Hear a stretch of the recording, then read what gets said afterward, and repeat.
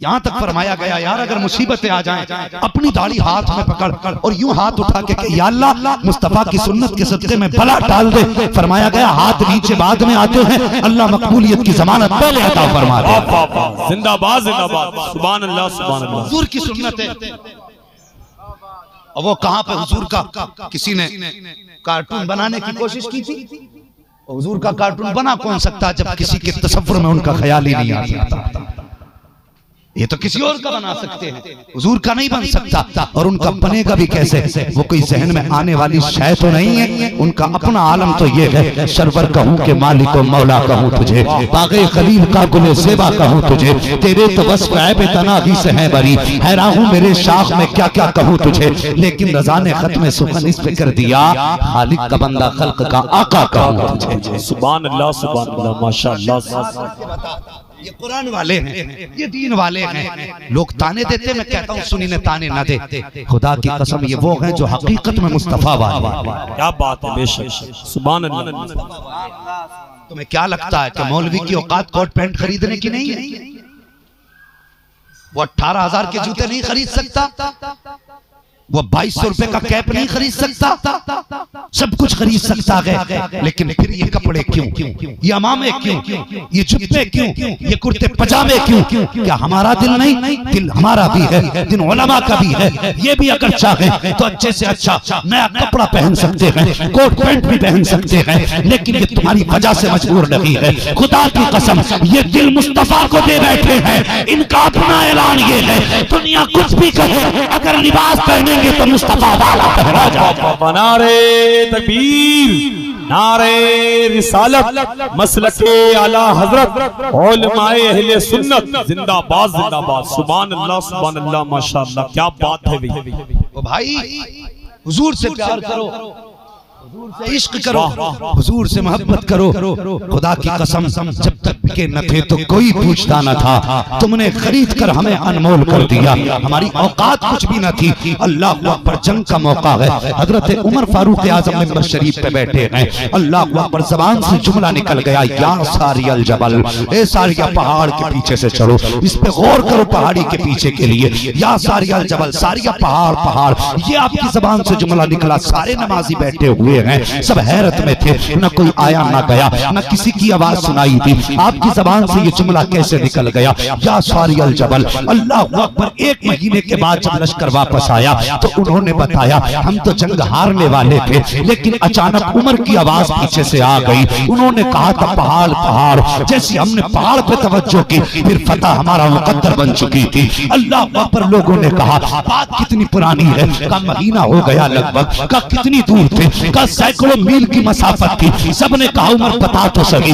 यहाँ बैठे बैठे तुमने सैकड़ों मील का देख भी लिया, सुन भी लिया, बता भी दिया। अल्लाह अकबर। ये बात मक्के में फैल गई, मदीना शरीफ में फैल गई कि उमर मदीने में बैठ करके सैकड़ों मील तक आवाज पहुंचा देते हैं और सैकड़ों मील का देख भी लेते हैं। हजरत उमर फारूक आजम का एक यार था जिसको हम बोलते हैं मुहावरे में लंगोटिया यार। आज उसको पता चला उमर इतनी पावर वाला हो गया है। अल्लाह अकबर। उसे तो पता ना था कि हुजूर के कदमों में जिस दिन आए हैं उस दिन उमर रश के कमर बन गए हैं। अल्लाह अकबर। फरिश्तों को रश है उमर पे।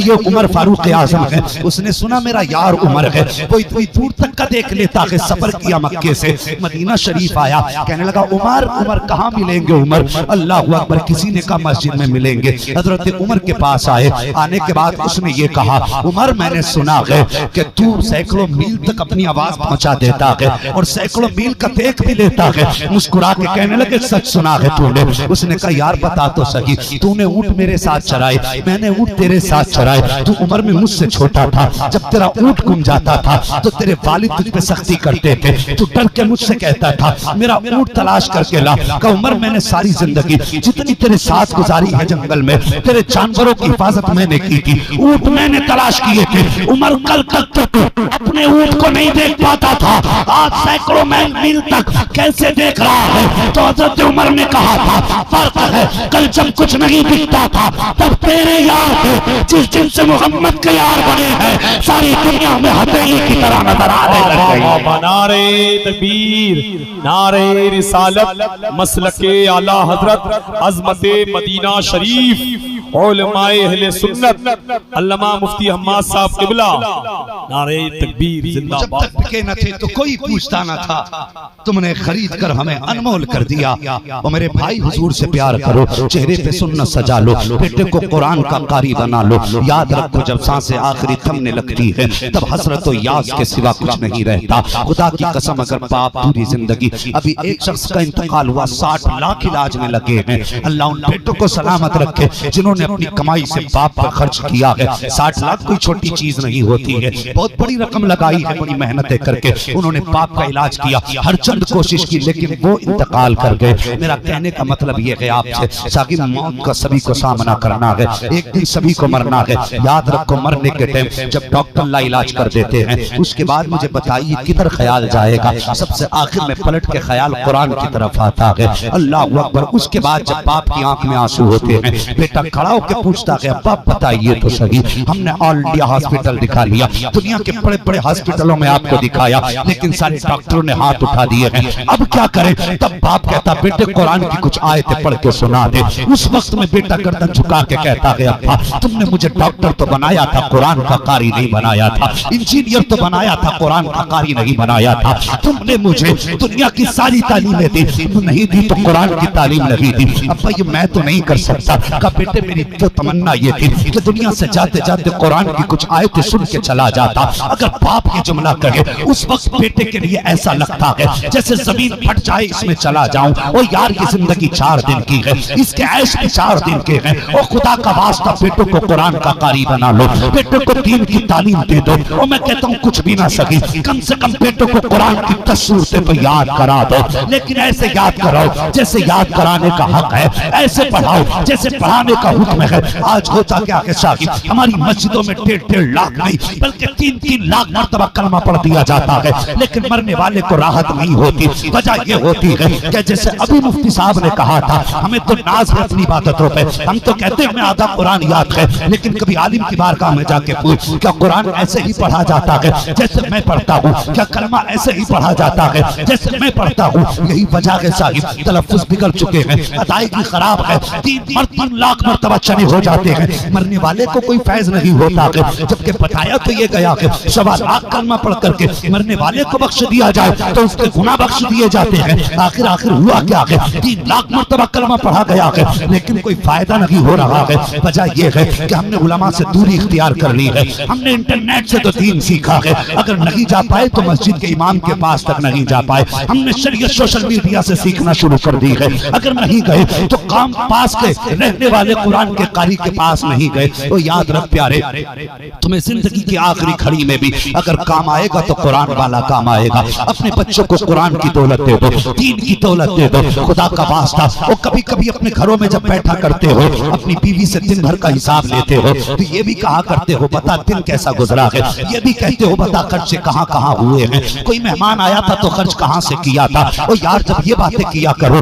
तो कभी हाथ पकड़ के इतना भी कह दिया करो मेरी शरीक हयात सफर में रहता हूँ, जिंदगी मौत का कुछ पता नहीं कब मुलाकात हो जाए, चौराहे पर आए जाए हादसे होते रहते हैं और चलते फिरते मौतें होती हैं। कभी अपनी बीवी से ये भी वादा ले लिया कर कि देख तेरी गोद में 6 साल का बेटा बैठा है, मैंने इमाम के पास भेज के इसको 10 सूरतें याद करा दी है, अगर मेरा इंतकाल हो जाए बेशक मेरी नमाज जनाजा कोई पीर पढ़ाए, या मेरी नमाज जनाजा कोई मुफ्ती पढ़ाए, या मेरी नमाज जनाजा कोई आलिम पढ़ाए, कहना वो बात अपनी जगह है, उनका आना बड़े फजल की बात है, उनका आना बड़े करम की बात है। लेकिन याद रख मेरी शरीक हयात, अगर मेरा इंतकाल हो जाए तो मेरे 6 साल के बच्चे को इसके चचा के साथ भेज देना और इससे कह देना कि जब दुनिया मिट्टी डाल के वापस आ जाए तो मेरे बेटे को मेरी कब्र के पास खड़ा कर दे। ये 6 साल का बच्चा और यार दावे से कह सकता हो सकता है कि एक आलिम की दुआ टाल दी जाए, ये भी हो सकता है एक पीर की दुआ टाल दी जाए, लेकिन जिस बाप की कब्र पर 6 साल का बच्चा खड़ा होगा,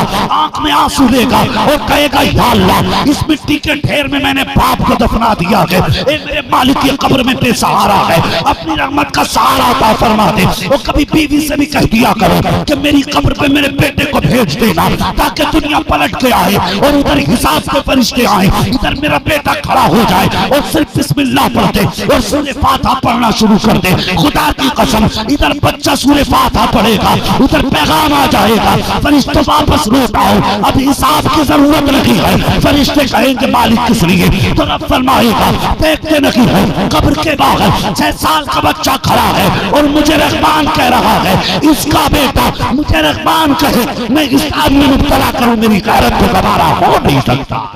अब नारे तकबीर, नारे रिसालत, मसलके आला हजरत उलमाए अहले सुन्नत अल्लामा हुजूर हामिद मियां साहब क़िबला जिंदाबाद जिंदाबाद। और पढ़ो, दीन के करीब हो जाओ। फरमाया गया खैरुकुम मन तअल्लमल कुरआन व अल्लमहु, तुम में सबसे बेहतर वो है जो कुरान को सीखे और कुरान ही सिखाए। ये कोई छोटा कर्म नहीं। आज हमारे पास इंग्लिश मीडियम के लिए तो टाइम है, 3-3 घंटे ट्यूशन में तो हम दे सकते हैं, लेकिन जब मस्जिद के इमाम के पास 20 मिनट के लिए भेजते हैं और 2 मिनट ज्यादा हो जाए फोन आ जाता है, पता नहीं बच्चा ट्यूशन जाएगा, 2 मिनट लेट कर दिया। हमारे बच्चे ये समझ गए अहम कुरान नहीं, अहम इंग्लिश है। वो जानते हैं बचपन से अगर कुरान अहम होता, हमारे माँ बाप 12 घंटे कुरान को देते और 4 घंटे इंग्लिश को देते, लेकिन हमने उनको 18 घंटे अंग्रेजी के लिए देकर के आधा घंटा कुरान के लिए देकर उन्हें ये बावर कराया कि कुरान कोई चीज नहीं है। बदलो अपने तरीके और बच्चों को ये यकीन दिलाओ कि हमारी तरक्की का अगर राज है तो कुरान है, कामयाबी का राज है तो कुरान है। सर ऊंचा कर पाएंगे तो कुरान पे अमल करके, तरक्की करेंगे तो कुरान पे अमल करके। और दौलत तो रंडियों के पास भी होती है, तुमने कमाई तो क्या कमाई, मजा तो तब था जनाजा तेरा जाता, पीछे चलने वाले तेरे बेटे कुरान पढ़ते जाते। दुनिया कहती नामुराद बाप का जनाजा नहीं है, बल्कि नसीबों वाले बाप का जनाजा। क्या बात है भाई, जिंदाबाद जिंदाबाद, नारे तकबीर, नारे रिसालत, अज़मते कुरान जिंदाबाद जिंदाबाद, सुभान अल्लाह। ओ भाई बचाओ माशरे को और बचाओ औलाद को। बात गलत नहीं कही थी। मुफ्ती साहब ने मुझसे पहले जो डॉक्टर इकबाल का नजरिया उन्होंने पेश किया था, कहा था अगर इन्हें दीन न सिखाया गया तो आने वाले दौर में कोई फातिहा पढ़ने वाला नसीब नहीं होगा। और मैं कहता हूं इन्हें दीन के करीब कर दो, वरना यही औलाद कब्र पर ठोकर मार के आएगी तुम्हारे, और तुम्हारी कब्रों को इकसार करा के यही वहां पे 5 स्टार होटल खोलेगी। इन्हें दीन सिखाओ, इन्हें कुरान के करीब करो। और मैं कहता हूं साहिब अगर मुआशरे को बेहतर करना है तो कुरान लाओ घर में। इस ताल्लुक से गुफ्तगू के लिए घंटों गुफ्तगू की जा सकती है, घंटों दरकार है। अलग अलग अगर बात बताई जाए कुरान का किस चीज पे कितना असर है, बड़ा वक्त चाहिए। बस इतना समझ लो कि समाज को अगर दुरुस्त राह पर आना है तो कुरान की तालीम आम करो, दीन को आम करो। अगर हमारा बेटा ये नहीं जान सकता कि हमारे घर से निकलने का तरीका क्या है, तो बताओ वो माँ बाप को सलाम क्यों करेगा? तुम्हें क्या लगता है तुम्हारी पूरी 18 साल की बेवकूफी का एक तावीज इलाज बन जाएगा? 20 साल जो तुमने झक में गुजारे हैं वो सिर्फ एक तावीज बदल देंगे तुम्हारी जिंदगी। अगर इन तावीजों से इतनी जल्दी जिंदगी बदलती, मैं मुनकिर नहीं तावीज़ात का, बरकत की चीजें हैं, लेकिन ये भी असर तब करते हैं जब इनके साथ माँ बाप की दुआएं हो। अगर दुआएं माँ बाप की नहीं तो पूरा कुरान गले में लटका ले और ऐसा फायदा हो जाए, मुझे बताइए। समझ रहे मेरी बात? अगर चाहते हो औलाद आपकी इज्जत करे तो दीन सिखाओ, चाहते हो कि औलाद बहनों का हक अदा करे तो दीन सिखाओ, अगर चाहते हो औलाद हमारी मुआशरे में सुकून और शराफत से जिंदगी गुजारे तो कुरान सिखाओ। ये सारी तालीमें सिर्फ कुरान देता, बाकी तुम्हें किसी गोद में ये तालीमें नहीं मिलेगी। जो तालीम खड़े होकर पेशाब करना सिखाती हो वो माँ बाप को सलाम करना कब सिखाएगी? बताइए मुझे। इंग्लिश सिखाइए, अंग्रेजी सिखाइए, जो चाहो सिखाओ यार, तुम्हारी मर्जी है, लेकिन उससे पहले कुरान सिखाओ। ये जरूरी है। अगर जिंदा रहना चाहते हो जमीन पे तो कुरान सीखो भी सिखाओ। कई इस तरह के फोन आते हैं कि हजरत जी मैं फना यूनिवर्सिटी में पढ़ा हूं और मैं तो ये कहता हूं कोई जमात बुरी नहीं है। मैंने कहा तेरा कसूर नहीं, कसूर तेरे माँ बाप का है, इसलिए कि उसने तुझे मुस्तफा की तालीम ही नहीं दी। हाँ, वरना हुजूर के फरमान के आगे तो अक्लें कुर्बान करने का हुक्म है। अगर हुजूर ने कह दिया ये तो फिर क्यों का हमें हक नहीं बनता हम कहें, इसलिए कि हम प्यार करते हैं हुजूर से। और वो कहता नहीं कि मैं इन चीजों को नहीं मानता। क्यों नहीं मानता? कि नहीं, मेरी समझ में नहीं आती, आएंगी कहां से? जिस दिल में हुजूर का प्यार नहीं होगा उसको सच्ची राह नजर ही कबा समझ रही मेरी बात। अक्सर डॉक्टर गुमराह हो रहे हैं, अक्सर प्रोफेसर डूबते जा रहे हैं। वजह क्या जानते हो? इसलिए कि वो दीन से दूर है, दीन से दूर हैं। बच्चों को दीन सिखाइए, घर में इल्म लाइए, अपने बच्चों को इल्म दीन की दौलत से माला माल करें। खुदा की कसम, जब बच्चा आलिम होगा ना तो सुनो, अगर बेटा डॉक्टर होता, माँ बाप कहते नहीं डिस्टर्ब नहीं करना है, बेटा सो रहा है, किसी को गुजरने भी नहीं देना। और अगर बेटा आलिम होता है ना, फिर वो माँ बाप की फिक्र करता है कि इन्हें नींद कितनी आ रही है। अगर मेरी बात पर यकीन ना हो तो किसी आलिम के माँ बाप को जाड़े में देखना और किसी डॉक्टर के माँ बाप को जाड़े में देखना, कौन कैसे जिंदगी गुजार रहा है पता चलेगा।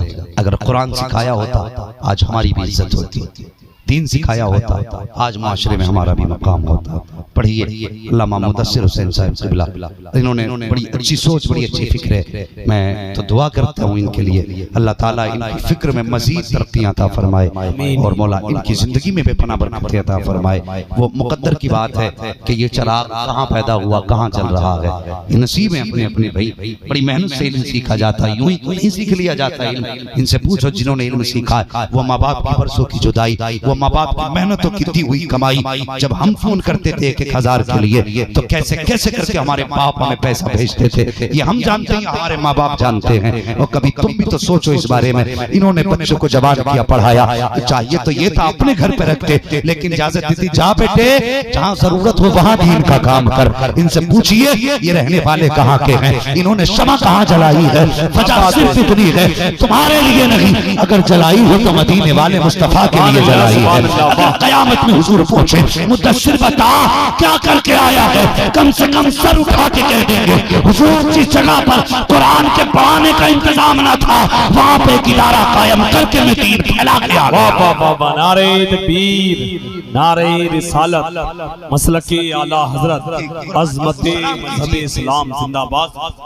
इनका हौसला बनिए, इनका बाजू बनिए। मैं इनकी बात नहीं करता, जहां भी कुरान वाला खड़ा हो जाए और तू कांधा लगा के खड़ा हो।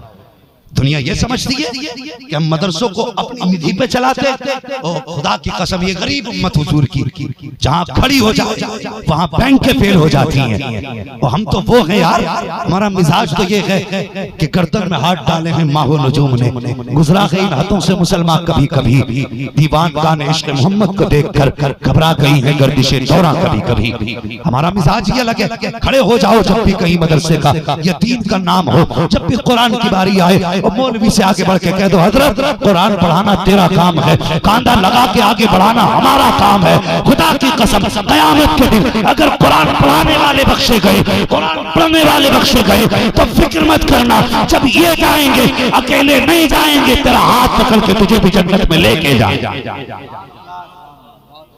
हाँ, पढ़िए, इनका बास बनिए, हिम्मत बनिए, अपने बच्चों को कुरान सिखाइए। सिखाएंगे ना इंशाअल्लाह, बोलो इंशाअल्लाह। आखिरत का इंतजाम कर लो, चेहरे पे सुन्नत सजा लो, कुर्ता पजामा पहने कर लो, ये हुजूर का तरीका है। जो हुजूर को पसंद लिबास है वो पहना करो। हाँ, वरना जिंदगी तो साहिब गुजर ही जाएगी। माशाअल्लाह। ये क्या नाम है आपका? मरहूम नईम। हाँ, मरहूम नईम खान, इनके साहबजादे ने 1000 रुपए माशाअल्लाह सुभान अल्लाह ये मदरसे के लिए पेश कर दिए, अल्लाह ताला हाँ जज़ाए खैर दे। भाई चंदा नहीं करना है।